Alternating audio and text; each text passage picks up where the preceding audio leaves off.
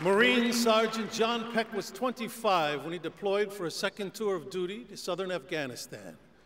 When the war had started a decade earlier, John was a sophomore playing middle linebacker at Jefferson High School in Rockford, Illinois. To tell John's story, my co-host and dear friend, Gary Sinise.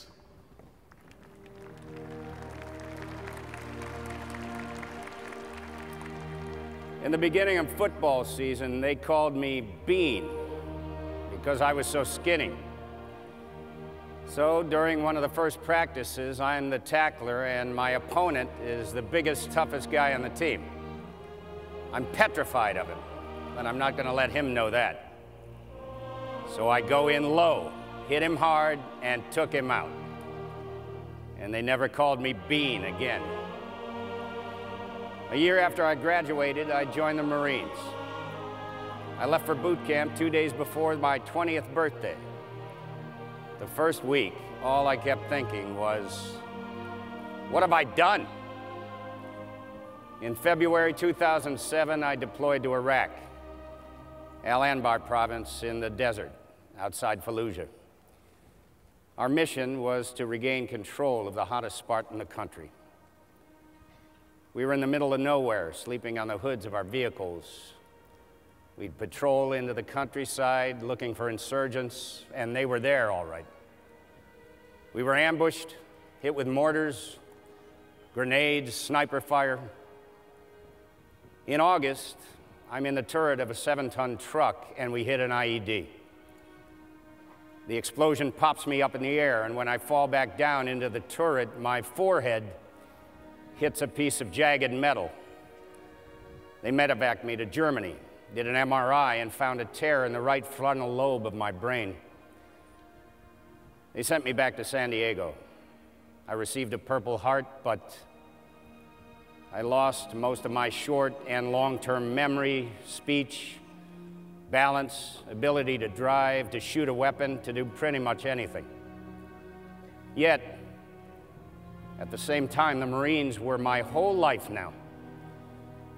Despite my TBI, I forced myself to recover so I could re-enlist. I also met a girl. I fell really hard for her. And we got married on Valentine's Day 2010, 2 months before the unit deployed to Afghanistan. I was 25. The old guy with a 3-man squad roaming around Helmand province, trying to make friends with the locals. On May 10th, leading a sweep for IEDs, I have the metal detector at the end of a long pole out in front of me, and then suddenly, boom! I go flying through the air. There's dirt and colors and shapes and pain. Awful pain. I remember thinking, I don't want to die here. I'm going to die here. Don't let me die here. Then I passed out. I woke up at Bethesda Navy Medical 2 months later. I'd been in a coma, medically induced. They had to amputate both my legs, one at the hip, one at the thigh, my right arm below the shoulder, and my left at the forearm. I could not take it in. I felt a huge sense of loss and grief over what had been taken away from me. But most of all, I just felt anger. I was angry at the doctors, at the physical therapists, everyone except Mom. She'd sit beside me and sing country songs and tell me to hang in there. The worst part, my wife left me after a couple of months. She couldn't take it. She broke my heart. That was the darkest time. And then one day I thought to myself, am I going to live or am I going to die? And I decided, enough. I'm going to take back my life, one day at a time. I didn't want sympathy because I wasn't a hero.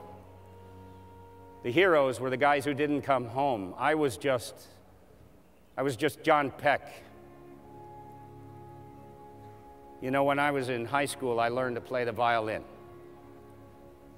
It was impossible to master, but I made enough progress that I got to be second violin in the orchestra, and that meant I got to sit next to the first violin, who was this awesome, beautiful girl.